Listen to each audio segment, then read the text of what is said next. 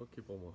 Alors, si on veut rapprocher la population de la région et les lecteurs des journalistes, euh, comment le faire alors qu'on ferme des agences ou qu'on réduit en tout cas l'implantation de la Voix du Nord, la présence de la Voix du Nord sur le territoire régional?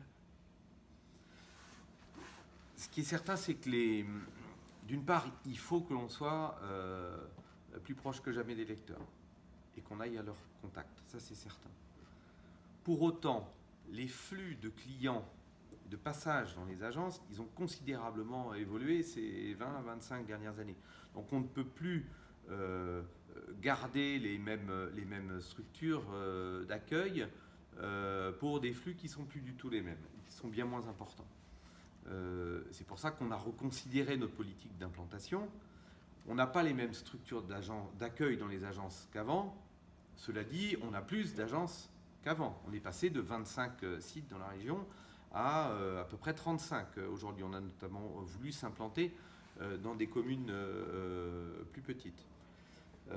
Ensuite, on a travaillé, c'est pas encore complètement fini et parfois on rencontre des obstacles, mais c'est comme ça, mais on progresse. On a travaillé la signalétique. Il est important, quand il y a une agence, qu'il y ait une signalétique visible, la Voix du Nord, qui montre qu'on est présent sur les territoires. Mais la proximité des lecteurs, c'est pas uniquement permettre de faire venir les lecteurs à nous, c'est aussi aller vers les lecteurs physiquement. C'est ce que font les journalistes au quotidien, c'est ce que font les commerciaux au quotidien. Et c'est sans doute ce que l'on doit faire encore un peu plus. Et c'est pour ça qu'on a décidé cette année, symboliquement, à l'occasion du 75e anniversaire, d'aller organiser 75 réunions lecteurs, quasiment chez les gens, pour leur permettre un contact direct avec la Voix du Nord, leur exposer notre projet, essayer de voir avec eux comment ils peuvent y contribuer. On a également lancé depuis 2 ans maintenant, à la rédaction, Pierre et Patrick font des cafés lecteurs. Ils en ont fait une bonne trentaine, je pense.